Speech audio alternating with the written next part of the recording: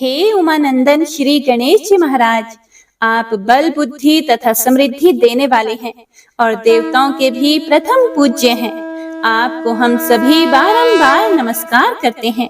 हमारा कल्याण करो, मान सम्मान सफलता प्रदान कीजिए तथा कार्यों में आ रही सभी बाधाओं को दूर करें और कथा सुनने वाले सभी भक्तों पर अपना आशीर्वाद बनाए रखें। जय श्री गणेश। किसी गांव में एक गरीब किसान रहता था। उसका एक बेटा और एक बेटी थी। वह किसान और उसकी पत्नी अपने दोनों बच्चों की शादी करके इस संसार से चल बसे। बेटी की शादी बहुत अमीर घर में हुई थी। उसके पास बहुत सारा धन था, नौकर चाकर थे, उनको धन की कोई कमी नहीं थी। और बेटा बेचारा बहुत गरीब था। वह दिन भर खेतों में काम करता, फिर भी घर का खर्चा पूरा नहीं होता था, तो अलग से मजदूरी भी करता। उसके पास कोई धन संपत्ति नहीं थी। वह प्रतिदिन कमाता था और अपने परिवार का पालन पोषण करता था। जिस दिन उसे कोई काम नहीं मिलता, उस दिन उनके पास खाने के लिए कुछ नहीं होता था। जिस दिन मेहनत करता था, उस दिन घर में चूल्हा जलता था, नहीं तो घर में चूल्हा भी नहीं जलता था। उसकी पत्नी भगवान श्री गणेश जी की परम भक्त थी। वह बहुत ही नियम कर्म और पूजा पाठ करने वाली थी। वह प्रतिदिन भगवान गणेश के मंदिर जाती थी और वहां वह पहले मंदिर की सफाई करती, फिर भगवान गणेश जी की पूजा किया करती थी। उसे अपनी गरीबी से कोई भी शिकायत नहीं थी। घर की हालात चाहे जैसे भी हों, वह पूजा पाठ जरूर करती थी। इसीलिए गरीब होते हुए भी उसके बच्चे संस्कारी थे और वह थोड़े में ही गुजारा करके अपने पति के साथ खुश थी। और दूसरी तरफ जो उसके पति की बहन थी, अपने अमीर होने के कारण वह बहुत घमंडी थी। भाई की गरीबी के कारण उसके साथ रिश्ता रखने में उसे शर्मिंदगी महसूस होती थी। उसे लगता था कि मेरा भाई मेरे बराबर नहीं है। वह अपने भाई और उसके परिवार से मिलना भी पसंद नहीं करती थी। एक बार इसकी ननंद की शादी थी। उसने अपने सभी रिश्तेदारों को शादी के लिए आमंत्रित किया, लेकिन अपने भाई की गरीबी के कारण उसको नहीं बुलाया। भाई को दूसरे लोगों से पता चला कि उसकी बहन की ननंद का विवाह है।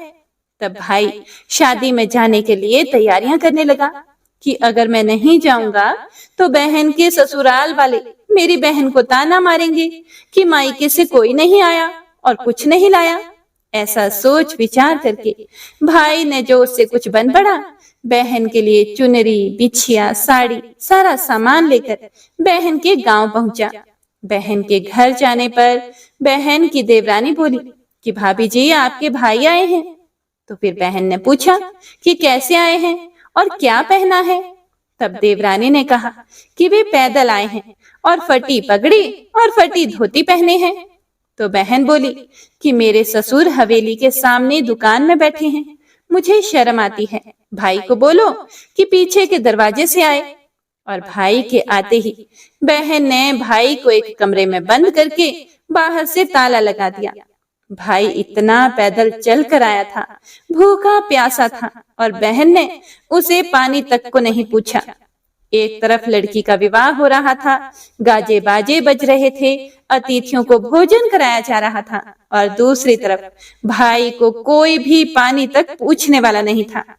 तभी भांजे की बहू को उस पर दया आ गई और उसने दरवाजा खोल दिया। दरवाजा खुलते ही भाई वहां से भागा। 2 दिन के भूखे प्यासे रहने के कारण उसे चक्कर आने लगे। रास्ते में एक गणेश जी का मंदिर था, वहां जाकर वह गिर गया और रोते रोते गणेश भगवान को अपनी सारी व्यथा सुनाई और बोला, हे गणेश जी महाराज, आज मेरी गरीबी के कारण मेरी सगी बहन ने मुझे धिक्कार दिया है। घर जाने पर मेरी पत्नी, मेरे बच्चे जब पूछेंगे कि विवाह से क्या लेकर आए हैं, तो मैं क्या जवाब दूंगा। तब गणेश जी महाराज को उस पर दया आ गई और गणेश जी भगवान बोले कि मेरे बगीचे से ककड़ी तरबूज तोड़कर ले जा। तब भाई ने ककड़ी तोड़कर झोला भर लिया और अपने घर गया। घर जाते ही बच्चों ने पूछा कि पिताजी, बुआ के यहाँ से हम लोगों के लिए क्या क्या लाए हो। बच्चे उनके झोले को देखने लगे और झोला खोलते ही छोटे छोटे तरबूज सोने के गेंद में बदल गए और बाकी तरबूज को काटने पर हीरे मोती निकले। यह सब देखकर पत्नी बोली कि हे पतिदेव, आप बहन के घर से इतना कुछ क्यों लाए? आपकी बहन ने हम लोगों को बहुत ज्यादा दे दिया। भाई ने कुछ भी जवाब नहीं दिया। गणेश भगवान की कृपा से उसके दिन बदल गए। भाई का काम धंधा जोरों से चलने लगा और भाई भी अब बुधवार का व्रत करने लगा और अपनी पत्नी के साथ पूजा पाठ करने लगा। धीरे धीरे गहने, कपड़े, रहने के लिए मकान सब बन गया। फिर पत्नी बोली कि एक बार ननंद जी को बुला कर लाओ। तो भाई नए कपड़े, नए जूते पहनकर रथ में बैठकर बहन को लेने गया। देवरानी बोली कि भाभी जी, आपके भाई आए हैं। फिर बहन ने पूछा कि वे कैसे आए हैं और क्या पहना है। तब देवरानी बोली कि आपके भाई रथ में बैठकर खूब ठाट बाट से आए हैं। फिर बहन बोली कि मेरे भाई को बोलो कि हवेली के सामने से आए, मेरे ससुर देवर जेठ देखेंगे। भाई का बहन ने खूब स्वागत सत्कार किया। फिर भाई बोला कि बहन, मैं तुम्हें लेने आया हूँ। तब बहन ने कहा कि मुझे भी बहुत दिन हो गए हैं, चलो मैं चलती हूँ। भाई बहन को लेकर अपने घर आया। भाई और उसकी पत्नी ने बहन का खूब आदर सत्कार किया, खूब मेहमानी हुई। जो चीजें बहन ने मांगी वह सब बनवाकर उसे दे दिया। फिर बहन बोली कि भाई, मुझे एक जोड़ी जूतियां भी चाहिए। तब भाई ने मोची को बुलाया और कहा कि मेरी बहन के लिए ऐसी जूती बनाओ जो बोलने वाली हो। तब मोची ने कहा कि इसमें तो कुछ समय लग जाएगा। तब भाई ने कहा कि कोई बात नहीं, हम इंतजार कर लेंगे। बहन को बहुत सारा धन देकर अब भाई ने उसे विदा किया, पर अभी तक वह जूती नहीं आई थी। बहन रवाना होने लगी कि तभी मोची जूतियां लेकर आया। बहन की जूती पहनते ही जूतियां बोली कि निर्धन भाई की पैसे वाली बहन, गणेश जी का बगीचा नहीं होता तो आज क्या करती। बहन तब भाई की पत्नी से पूछने लगी कि यह आवाज कहाँ से आई। तब भाई ने कहा कि सुबह का समय है, कोई जीव जंतु बोल रहे होंगे। भाई ने घोड़े गाड़ी को जल्दी जाने को कहा। बहन के जाते ही पत्नी जिद करके बैठ गई और बोली कि हे स्वामी, बताइए जूतियां क्या बोल रही थी। तब पति ने अपनी पत्नी को अपनी सारी आप बीती कह सुनाई कि कैसे बहन ने मुझे 2 दिन भूखा प्यासा कमरे में बंद कर दिया था। भांजे की बहू ने दरवाजा खोला, तब मैं बाहर आया और गणेश जी की शरण में जा पहुंचा। गणेश जी की कृपा से हमारे दिन बदल गए। तभी से मैं गणेश व्रत करने लगा। उसने अपने पत्नी को सारी बातें बताई। तब पत्नी बोली कि अगर मुझे मालूम होता तो मैं आपकी बहन को कुछ नहीं देती, मेरा दिया हुआ सब कुछ वापस लेकर आओ। तब पति बोला कि अरे भाग्यवान, गणेश भगवान ने हमें सब कुछ दिया है। अगर वह मुझे भूखा प्यासा कमरे में बंद नहीं करती तो मैं गणेश भगवान के मंदिर में क्यों जाता? क्या मैं गणेश जी को अपना दुखड़ा सुनाता? तुम अपना मन मैला मत करो। और हाँ, हम पर तो गणेश जी की कृपा है और किस चीज की कमी है। फिर दोनों गणेश जी के आगे झुककर प्रणाम करते हैं और जय जयकार करने लगते हैं। हे गणेश जी महाराज, जैसी कृपा आपने उस गरीब भाई पर की, वैसी ही कृपा अपने सभी भक्तों पर करना। अपने साथ आप शुभ लाभ, रिद्धि सिद्धि और सुख वैभव और लक्ष्मी जी को साथ लेकर सदा हमारे घर में वास करना। कथा को सुनने वाले, सुनाने वाले और हुंकारा भरने वाले सभी भक्तों के कष्टों को दूर करना, सभी पर अपना आशीर्वाद बनाए रखना। तो सभी भक्तजन एक बार प्रेम से बोलिए, गणेश जी भगवान की जय। हे प्रिय भक्तों, अब आइए सुनते हैं गणेश जी की पूजा पाठ में सुनी जाने वाली और बुधवार व्रत का पूर्ण फल प्रदान करने वाली पौराणिक कथा। एक गांव में एक सेठ और सेठानी रहा करते थे। वे बहुत ही धार्मिक प्रवृत्ति के थे और वे गणेश जी के अनन्य भक्त भी थे। वे दोनों प्रतिदिन ब्रह्म मुहूर्त में उठकर स्नान आदि से निवृत्त होकर सूर्य भगवान को जल देते, तुलसी मैया को सींचते और भगवान की पूजा अर्चना किया करते थे और बिना चूके हर बुधवार को गणेश जी का व्रत करते थे और जोड़े सहित ब्राह्मणों को भोजन कराने के बाद ही अपना व्रत खोलते थे। सेठ जी का काफी बड़ा परिवार था। वे सब आपस में बड़े प्यार और भाईचारे के साथ रहते थे। लेकिन सेठ सेठानी की कोई संतान नहीं थी, जिससे वे बड़े दुखी रहते थे। और इस बारे में परिवार और गांव के लोग आपस में बहुत कानाफूसी किया करते थे। सभी लोग सेठानी को बांझ कहते थे। यह सभी बातें सुन सुनकर सेठ सेठानी को बहुत दुख होता था। एक बुधवार के दिन सेठ सेठानी भगवान गणेश जी की पूजा संपन्न करा के मंदिर से बाहर आ ही रहे थे। उसी समय उन्हें सीढ़ियों पर एक छोटा बालक अकेले बैठा रोता हुआ दिखाई दिया। उस छोटे से बालक को देखते ही दोनों सेठ सेठानी इधर उधर देखने लगे कि कहीं इसके माता पिता होंगे। फिर वे उसके पास गए और उस बालक से पूछा कि तुम्हारे माता पिता कहाँ हैं? लेकिन बच्चा बहुत छोटा था, उसने अभी तक ठीक से बोलना भी नहीं सीखा था, इसलिए वह बोल ही नहीं पाया। दोनों सेठ सेठानी बच्चे के पास शाम तक बैठे रहे। तब तक पंडित जी और सेठ जी के नौकर ने आसपास जाकर बच्चे के माता पिता को ढूंढने की कोशिश की, लेकिन उन्हें बच्चे के माता पिता की कोई खबर नहीं मिली। फिर अंत में पंडित जी ने सेठ सेठानी को बच्चा अपने घर ले जाने के लिए कह दिया और साथ ही यह भी कहा कि अगर बच्चे के माता पिता यहाँ आते हैं तो मैं स्वयं उन्हें आपके पास लेकर आऊंगा। तब सेठ सेठानी की खुशी का ठिकाना नहीं रहा, क्योंकि उनके तो कोई औलाद नहीं थी। तो वे दोनों खुशी खुशी उस नन्हे बालक को अपने साथ अपने घर ले आए। सेठ जी ने बच्चे का नाम अपने आराध्य देव श्री गणेश जी भगवान के नाम पर गणेशा रखा और बड़े ही प्रेम और दुलार से उसका पालन पोषण करने लगे। कुछ ही दिनों के बाद उसी गांव में एक बहुत बड़ा ठग पति पत्नी आए। उनका इरादा गांव के सबसे अमीर आदमी को ठगने का था। वे दोनों ठग गणेश मंदिर की सीढ़ियों पर बैठकर सोच विचार कर रहे थे। तभी वहां पर पंडित जी आ गए और गांव में अनजान लोगों को देखते ही उन्होंने पूछा कि क्या आपका बच्चा खो गया है? वे दोनों चोरी के लिए बहाना ढूंढ रहे थे, इसीलिए उन दोनों ने तुरंत ही हाँ कह दिया।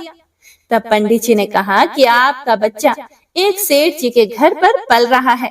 आपको ढूंढने की भी हमने बहुत कोशिश की थी। जब आपका पता नहीं मिला तो हमने बच्चे को सेठ जी को सौंप दिया। आप चिंता ना करें, आपका बच्चा बिल्कुल ठीक है। और ऐसा बोलकर पंडित जी उन दोनों ठग को सेठ जी के घर ले आए और कहा कि हे सेठ जी, गणेशा के माता पिता आ गए हैं। यह खबर सुनकर सेठ और सेठानी बहुत दुखी हुए। सेठ ने उन दोनों पति पत्नी को एक रात के लिए अपने अतिथि घर में ठहराया। अब वह दोनों ठग सिर्फ मौके की फिराक में थे।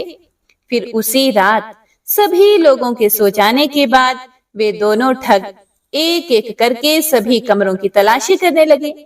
फिर वे दोनों तिजोरी वाले कमरे में पहुंच गए।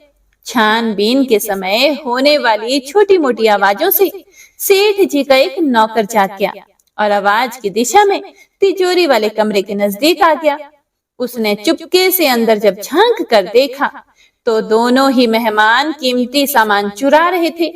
नौकर ने यह देखते ही धीरे से उस कमरे की बाहर की कुंडी लगा दी और जोर जोर से चोर चोर बुलाकर पूरे घर में हल्ला मचा दिया। शोरगुल की आवाज सुनते ही घर के सभी लोग इकट्ठा हो गए। तब सेठ जी ने उन दोनों चोर पति पत्नी को कमरे से बाहर निकाला और सुबह ही पंचायत में हाजिर कर दिया। सेठ जी ने सरपंच जी को पूरा मामला बताया और कहा कि हे सरपंच जी, यह दोनों तो चोर हैं। अब हम पुत्र गणेशा को इन दोनों को नहीं देंगे। लेकिन वे दोनों ठग अपनी जिद पर अड़े रहे और बच्चे को ले जाने की जिद करने लगे। सरपंच जी ने इस गंभीर समस्या का एक तोड़ निकाला। उन्होंने सेठानी और उस चोर की पत्नी को गणेशा के सामने खड़ा कर दिया और कहा, जिसके भी आंचल से दूध की धार गणेशा के मुंह में जाएगी, यह बालक गणेशा उसी के पास रहेगा। फिर दोनों अपने अपने आंचल मुंह के सामने फैलाकर खड़ी हो गई। सेठानी जी मन ही मन भगवान गणेश के नाम का जाप कर रही थी और देखते ही देखते गणेश भगवान की कृपा से सेठानी के आंचल से दूध की एक धार गणेशा के मुंह में गिरी और इस तरह बालक गणेशा सेठ और सेठानी के साथ हमेशा के लिए रहने लगा और उन दोनों ठग पति पत्नी को राजा के सिपाहियों ने गिरफ्तार कर लिया और उन्हें कैद खाने में डलवा दिया। इस तरह निसंतान सेठ और सेठानी को भगवान श्री गणेश की कृपा से एक पुत्र की प्राप्ति हुई। तो सभी भक्तजन प्रेम से बोलिए, गणेश जी महाराज की जय। ओम नमः शिवाय। हे प्रिय भक्तों, अब आइए सुनते हैं हर पूजा में सुनी जाने वाली गणेश जी की कथा।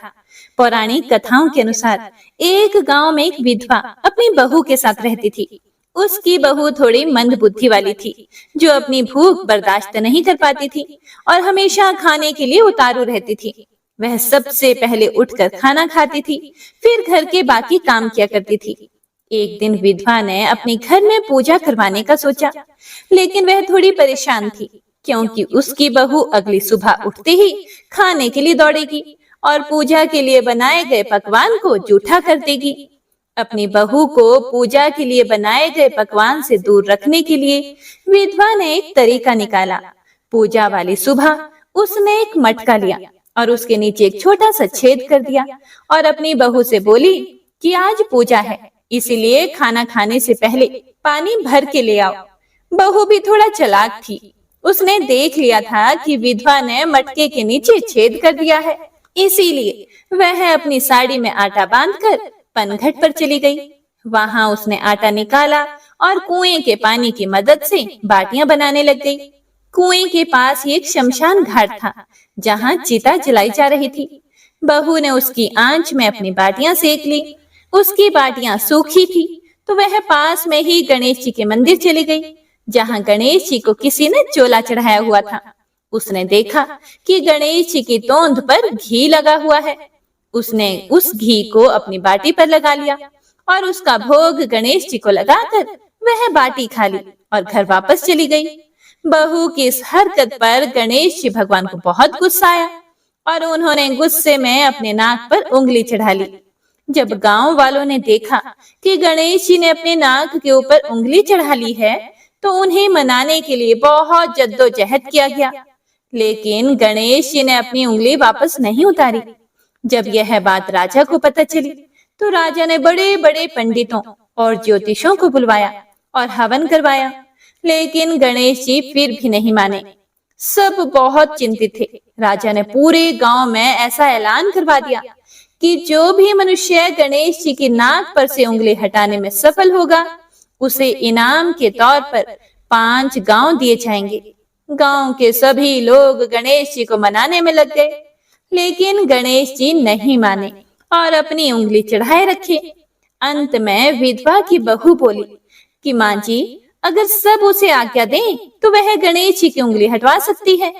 उसकी बात सुनकर विधवा हंसने लगी और बोली कि जब बड़े बड़े विद्वान कुछ नहीं कर पाए, तो वह कैसे गणेश जी को मना पाएगी।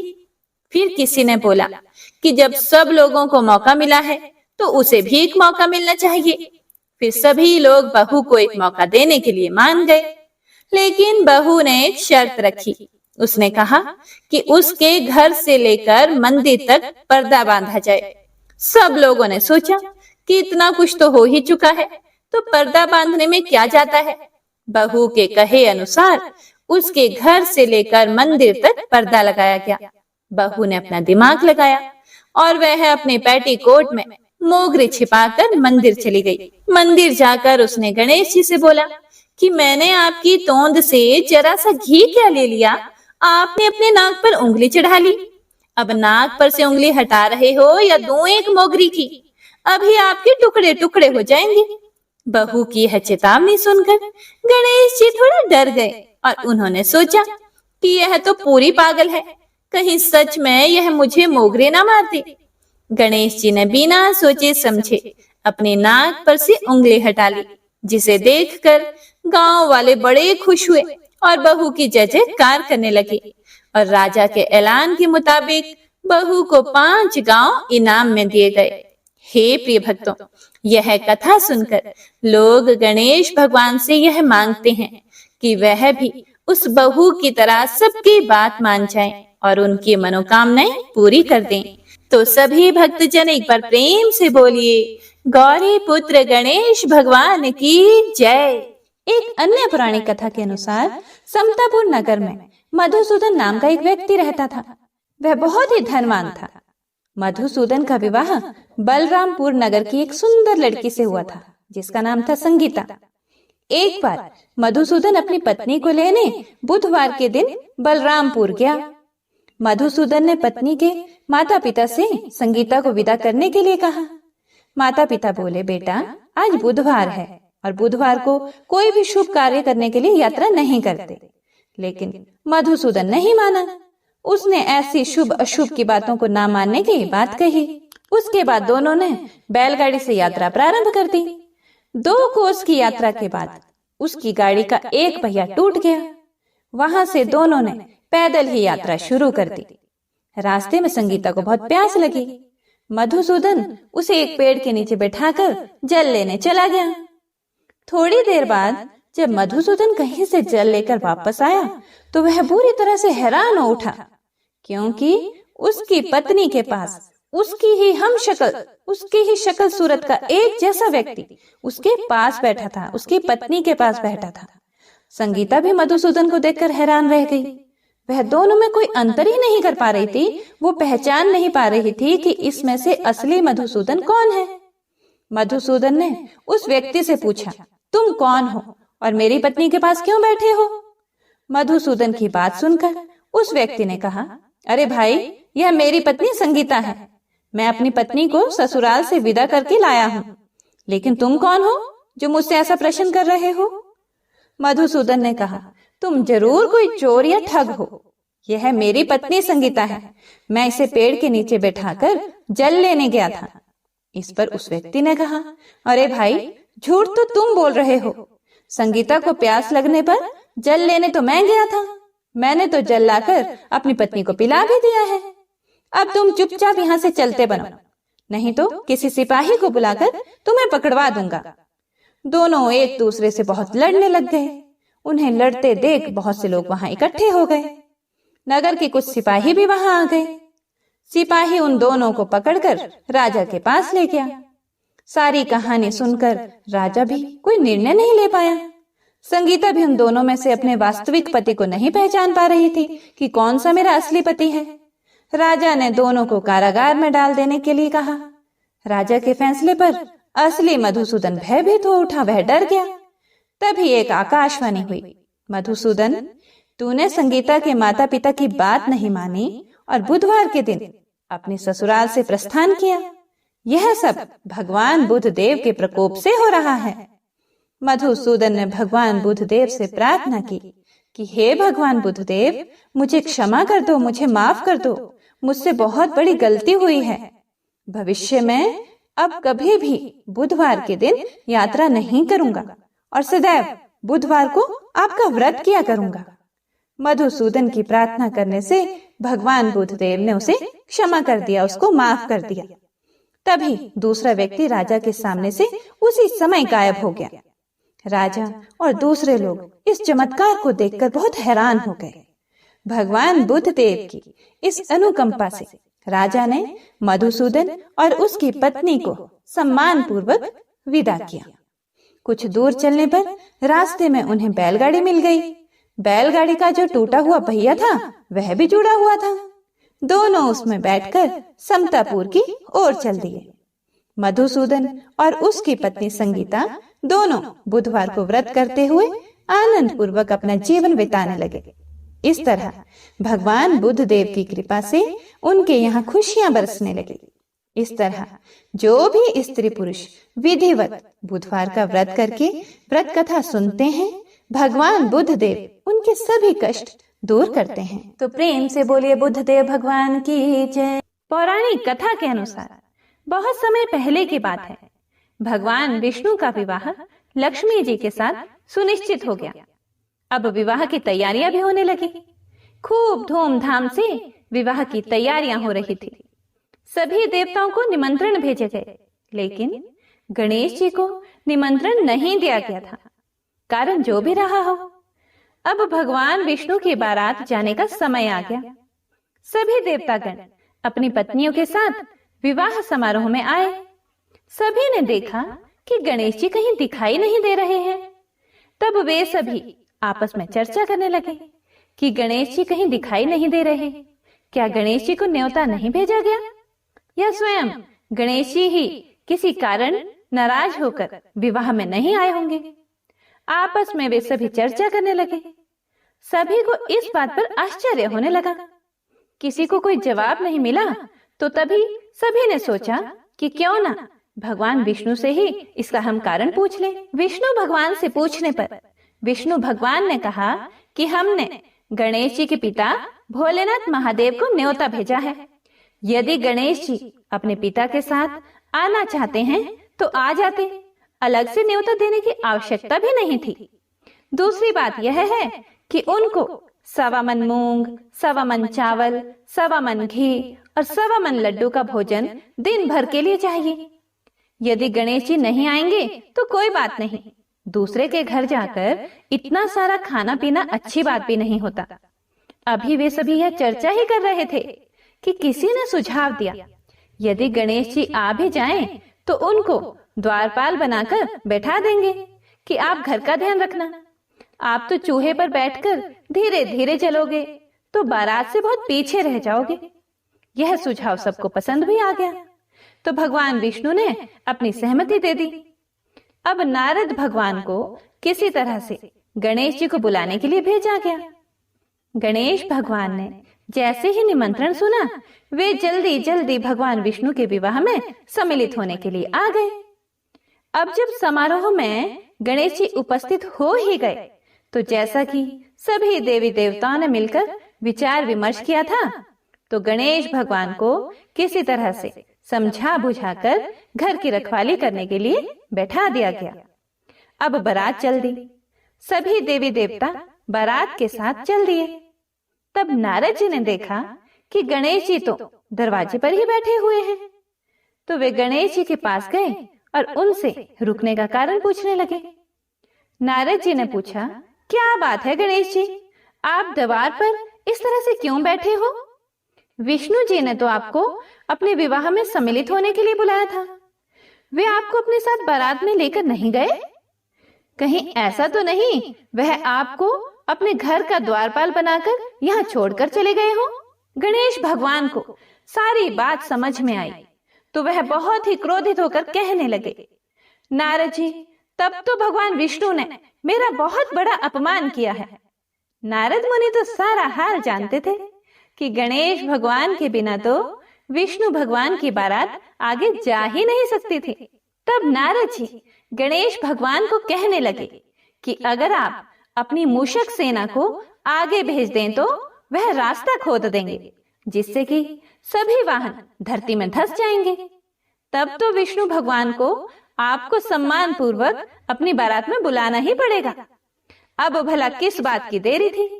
अब तो गणेश जी ने अपनी मूषक सेना को जल्दी से आगे भेज दिया और सेना ने जमीन खोद दी। जब बारात वहां से निकली तो रथों के पहिए धरती में धंस गए। लाख कोशिश करने के बावजूद भी पहिए नहीं निकले। सभी ने अपने अपने उपाय किए, फिर भी पहिए तो निकल नहीं पाए बल्कि टूट गए। अब किसी की समझ में नहीं आ रहा था कि अब क्या किया जाए। तब नारद जी, जो विष्णु भगवान की बारात में पहुंच चुके थे, उन्होंने कहा, आप लोगों ने गणेश जी का अपमान करके अच्छा नहीं किया। यदि उन्हें मनाकर लाया जाए तो आपका कार्य सिद्ध हो सकता है और यह संकट भी टल सकता है। तब शंकर भगवान ने अपने दूत नंदी को भेजा और नंदी ने किसी तरह से समझा बुझाकर गणेश जी को लेकर आए।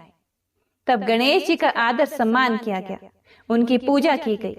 तब कहीं जाकर रथ के पहिए निकले। पहिए तो निकल गए, लेकिन वह टूट फूट गए थे, तो उन्हें सुधारता कौन? पास के खेत में खाती मतलब कि किसान काम कर रहा था, तो उसे बुलाया गया। खाती अपना कोई भी कार्य प्रारंभ करने से पहले ओम श्री गणेशाय नमः कहता था, गणेश जी की वंदना करता था। अब जब सभी लोगों ने उससे निवेदन किया तो खाती ओम श्री गणेशाय नमः कहकर मन ही मन गणेश जी की वंदना करने लग गया और देखते ही देखते खाती ने सभी पहियों को ठीक कर दिया। पहियों को ठीक करने के बाद तब खाती कहने लगा, हे देवतागण, आपने सर्वप्रथम गणेश जी को नहीं मनाया होगा और ना उनकी पूजा की होगी, इसीलिए आप सभी के ऊपर यह संकट आया है। हम लोग तो मूर्ख और अज्ञानी हैं, फिर भी हम लोग सबसे पहले गणेश जी की पूजा करते हैं, उनका ध्यान करते हैं, लेकिन आप लोग तो देवतागण हैं, फिर भी आप गणेश जी को कैसे भूल गए? अब आप लोग सबसे पहले गणेश जी का नाम लेकर जाएं, गणेश जी की जय बोलकर जाएं, तो आपके सारे काम बन जाएंगे और कोई भी संकट नहीं आएगा। ऐसा कहते हुए बारात वहां से गणेश भगवान को अपने साथ लेकर चल पड़ी और फिर धूमधाम से विष्णु भगवान का माता लक्ष्मी के साथ विवाह संपन्न हो गया और सभी सकुशल घर लौट आए। अब सुनिए गणेश भगवान की दूसरी पौराणिक कथा। पौराणिक कथा के अनुसार एक बार गणेश जी महाराज एक सेठ जी के खेत में से होकर जा रहे थे, तो उन्होंने 12 दाने अनाज के तोड़ लिए। अब अनाज के दाने बिना पूछे तोड़ लिए तो गणेश जी के मन में बड़ा भारी पछतावा होने लगा। वे सोचने लगे, अरे मैंने तो सेठ जी के यहाँ से बिना पूछे ही दाने तोड़ लिए, इसका मतलब ये तो चोरी हुई, यानी कि मैंने सेठ जी के यहाँ चोरी कर ली।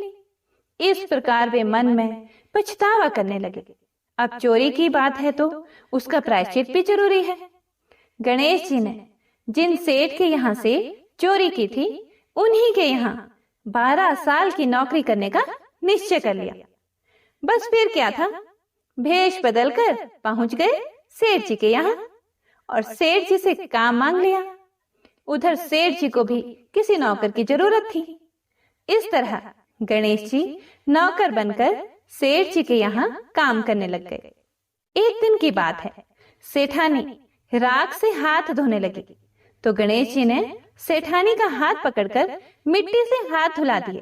सेठानी सेठ जी से बोली, अरे ये कैसा नौकर रखा है आपने, नौकर होकर इसने मेरा हाथ पकड़ लिया। जब सेठ जी को पता चला तो उन्हें भी गुस्सा आया। सेठ जी ने तुरंत अपने नौकर को बुलाकर पूछा, क्यों, तुमने सेठानी का हाथ क्यों पकड़ा? तो गणेश जी कहने लगे, मैंने तो एक सीख की बात बताई है। राख से हाथ धोने से घर की लक्ष्मी नाराज होकर घर से चली जाती है और मिट्टी से हाथ धोने से घर में लक्ष्मी जी का वास हो जाता है। सेठ जी ने सोचा, अरे मेरा नौकर है तो सच्चा।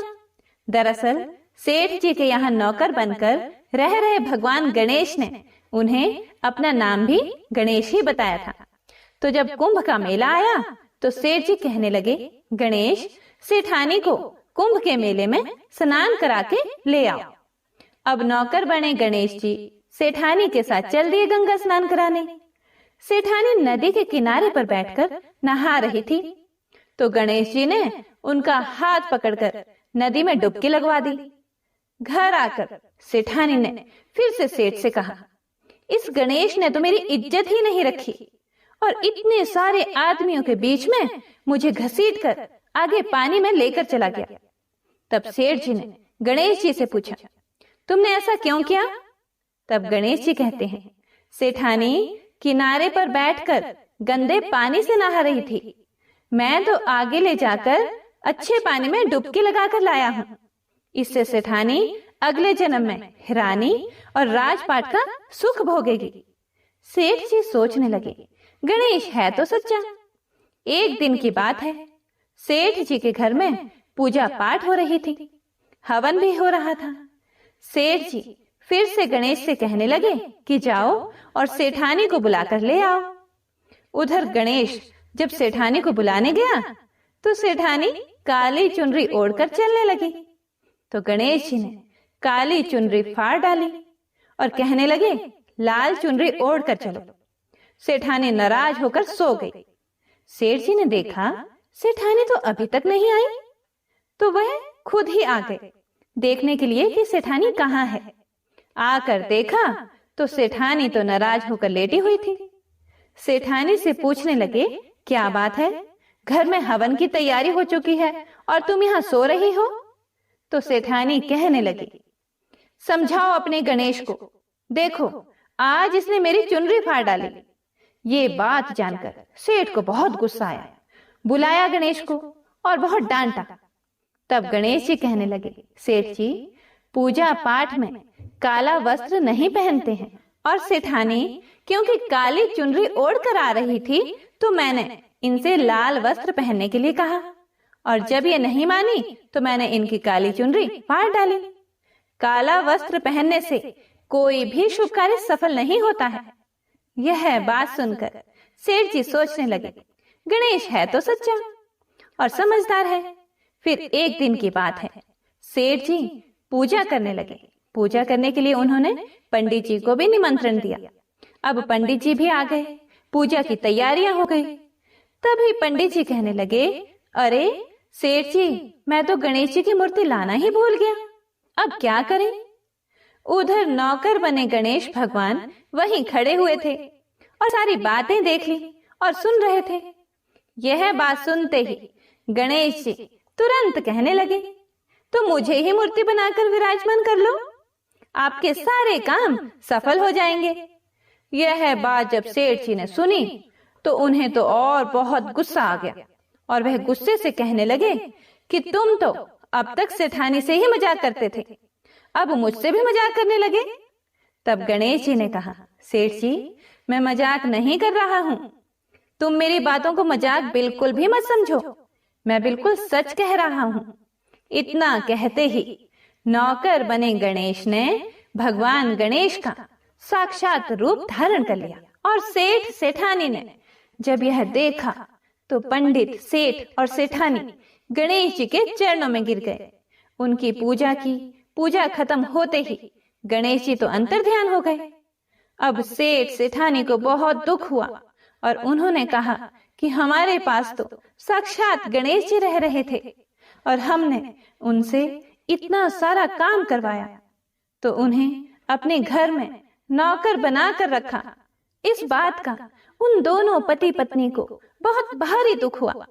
अब दोनों पति पत्नी रात दिन इसी चिंता में घुलने लगे। जब गणेश जी ने उनकी चिंता देखी तो एक दिन सपने में उन्हें दर्शन देकर कहने लगे, सेठ जी आप बिल्कुल भी परेशान मत होइए, एक बार मैंने आपके खेत से अनाज के 12 दाने तोड़ लिए थे, उसी का दोष मेरे सर पर लग गया था और वही दोष उतारने के लिए मैंने आपके यहाँ नौकरी की। नौकर बनकर 12 साल काम किया। अब आप दोनों बिल्कुल भी दुख मत करो। ऐसा कहकर भगवान गणेश अंतर्ध्यान हो गए। उधर गणेश भगवान की कृपा से सेठ जी के यहाँ करोड़ों की माया हो गई। उनके घर में सुख संपत्ति और धन के भंडार भर गए।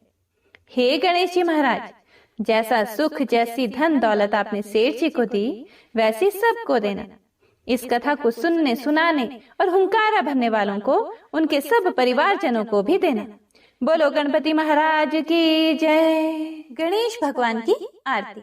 जय गणेश जय गणेश जय गणेश देवा, माता जाकी पार्वती पिता महादेवा।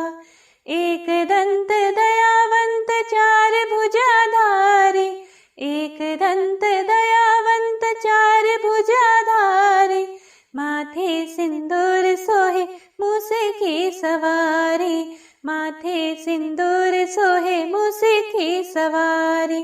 जय गणेश जय गणेश जय गणेश देवा, माता जाकी पार्वती पिता महादेवा।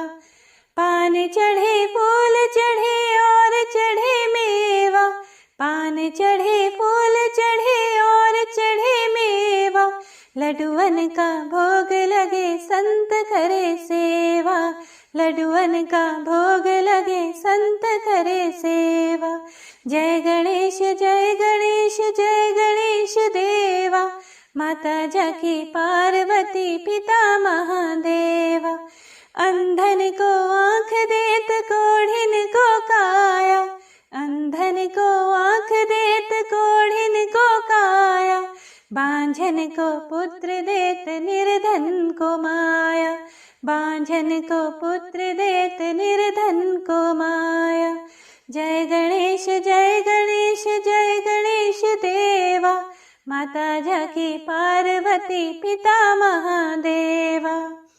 सूर्य श्याम शरण आए सफल कीजे सेवा, सूर्य श्याम शरण आए सफल कीजे सेवा, माता जाकी पार्वती पिता महादेवा, माता जाकी पार्वती पिता महादेवा। जय गणेश जय गणेश जय गणेश देवा, माता जाकी पार्वती पिता महादेवा। दीनन की लाज रखो शंभु सुतकारी, दीनन की लाज रखो शंभु सुतकारी, कामना को पूर्ण करो जाऊं बलिहारी, कामना को पूर्ण करो जाऊं बलिहारी। जय गणेश जय गणेश जय गणेश देवा, माता जाकी पार्वती पिता महादेवा, माता जाकी पार्वती पिता महादेवा। प्रेम से बोलिए गणपति महाराज की जय। तो हे प्रिय भक्तों, कथा को पूरा सुनने के लिए आप सभी भक्तों का दिल से बहुत बहुत धन्यवाद। भगवान श्री गणेश आप सभी को कथा सुनने का पुण्य फल प्रदान करें और भगवान आपकी सभी मनोकामनाओं को पूर्ण करें।